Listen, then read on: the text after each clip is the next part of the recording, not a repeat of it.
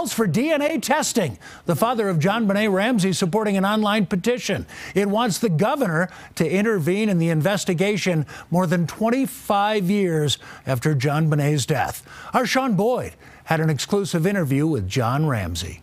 I don't want my daughter to, or her case to just go into a cold case file and collect dust. So I'm very appreciative that people care. And we felt that overwhelmingly all these years. So do I miss my daughter? Terribly. And, I wish this had never happened, for the people's caring and sympathy. That's really helped a lot. Why this petition after all these years? I mean, you hear Boulder Police and they'll say, even back when Beckner was there, at one point I got to see the evidence room, and he, would talk about, we've looked at, all these leads we followed up on, all these people that we have looked at. And so where did they drop the beyond the day of? Well, I think there's the fundamental issue is that the Boulder Police didn't have any experience. They didn't know what they're doing. That's okay. I understand that. It's a safe community by and large. They don't have homicides. They didn't have homicide investigators. I don't criticize them for that. That's a good thing for the community. Where they failed dramatically is they refused help from people that knew what they were doing. And many people, many agencies offered help. The Denver police offered to put 2 detectives on the staff of Boulder Police, and they said, no, we don't need that.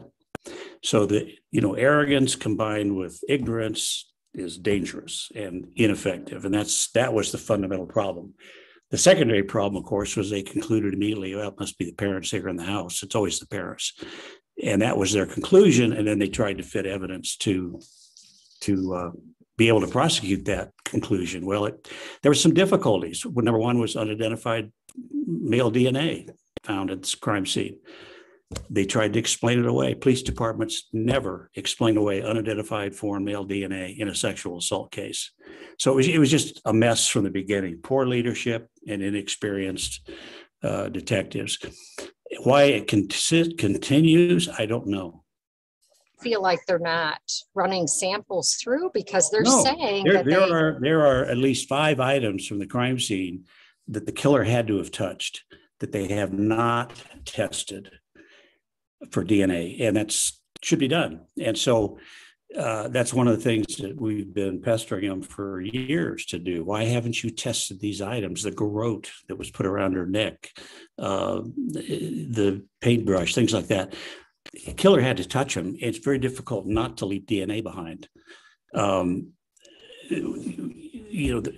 again, the fundamental issue is the police were arrogant, thought they knew everything, and they could take care of it. Remember the old Andy Griffith, Barney Fife program? You're probably too young to remember that.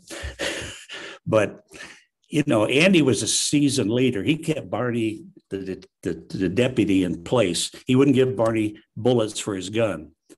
One of the problems we have in this country is if a child murder happened in Mayberry, which is where their program was based around, a little town in North Carolina, I think. If it happens in Mayberry, it's up to Barney to solve the case. And if Barney isn't smart enough or has so much ego and arrogance that he won't accept help from people who want to help, they can't come in. That's a real fundamental flaw in our country. One of the things I want to advocate for, and I've really been thinking about it a long time, but I think there's some momentum behind it now. The murder of a child should be a federal offense. We should bring the full might of our country, children's murder rates of any industrialized country in the world. That's tragic. If you rob a bank, the FBI comes in, full force of the government. I don't think we care more about our money than we do our children. That should happen when a child is murdered. So I'm going to try to get that done. It's not going to be easy, but I think I sense there's some people resources to put pressure on the government, our politicians, to get that done. And that'll be the major thing that comes out of this effort. At the federal level, you would have somebody in Congress carry a bill like that, obviously. Yeah. Yeah. So you're, and that would fix the problem here. Yeah. But so Boulder to you is like a Mayberry, and the police department is like a bunch of Barney Fifes. The only difference was they didn't have an Andy. Andy was a wise sheriff, and they didn't have that. Now I'm encouraged by the response from we've had 4 chiefs of police there. 3 have been promoted from within. This chief was brought in from outside. That's a good thing as a business. If you've got a flawed culture, you need to bring somebody in from the outside. So I'm encouraged by her response. That's a very different attitude than we've seen in 25 years. So I'm hopeful.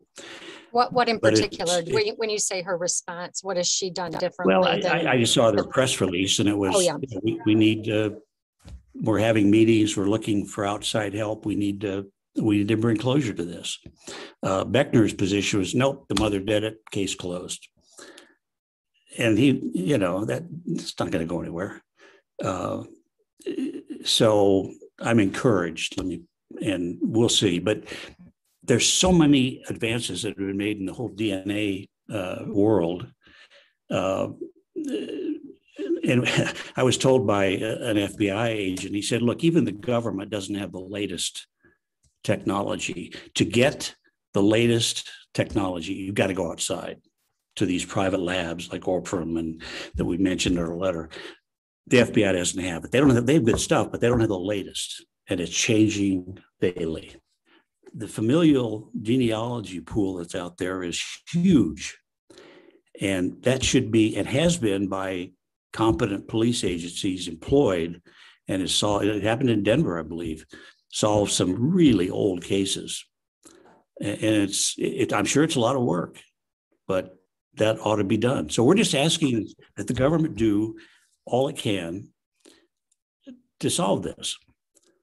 And you're talking about like in terms of DNA, like the ancestry.com and places like that have a much larger pool of people, right? Right. And Boulder has not done that. No, I'm assuming. They refused to do it. Have you talked to the chief? Have you talked to the new chief? No, I've never. The last time I talked to one of their police chiefs was, I don't know, 3 years ago. Maybe it's longer than that. I don't know. New chief came in. I asked for a meeting with him. We sat down, had a pleasant meeting, and I said, look, the past is the past. I know we've been critical of you folks. Let's start a new chapter. Let's head that we could, close all the whatever you call it, fighting, for lack of a better word, and let's move ahead. And I said, if you can solve this case, you'll hear nothing but praises from my mouth, even though I've been very critical of you in the past, your department in the past. Sadly, the problem is the same 2 detectives, or so-called detectives, are still there, and they still handle the case. We were served up as guilty. The media ran with it vigorously for years because it was a juicy story, and it took a life of its own. And the government, it became very political as well. So I had an agent from the CBI said, we didn't want to get involved with it. It was a mess, and we didn't want to touch it. This is a year or so later after it happened. So it was just a big mess that was poorly managed from the very beginning. So do you believe the killer is still out there? I mean, do you believe they're still alive? Do you know? I don't know. We had a number of leads come to us that our investigators followed up on, and they were pretty compelling, circumstantial leads. I know a couple of them have died. So, Lou Smith, who was the retired detective that was brought in to investigate, brought in by the DA, And he pretty quickly said, no, this is not, there's evidence of an intruder. The police are focused on the parents. I think that's the wrong direction. And Lou was kind of ostracized, but he kept after it. And he worked on it diligently until his death, sadly, 12 years ago. Lou developed a very, very detailed database of all the leads came in, all the what had been done, what hadn't been done, had it prioritized. And it was like a list of 700 people, some of which were just people that needed to be on the list because they were circumstantially around.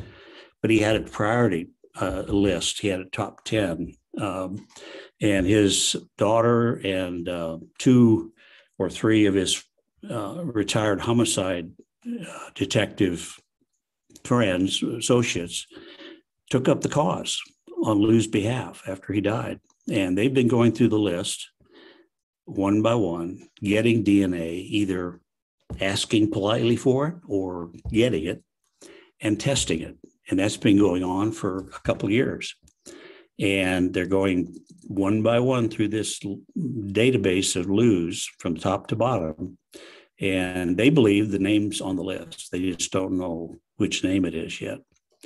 But it's a diligent effort. It's going on. It's going. People don't know about it, but I'm grateful for that kind of dedication.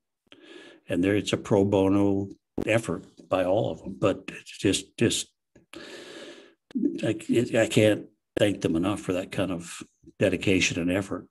My message to the governor is please, please, please do the right thing. Bring the best resources that this country has to offer to bear on it. And it's a DNA case. It'll be solved by DNA. And please do it. I mean, it's the human thing to do.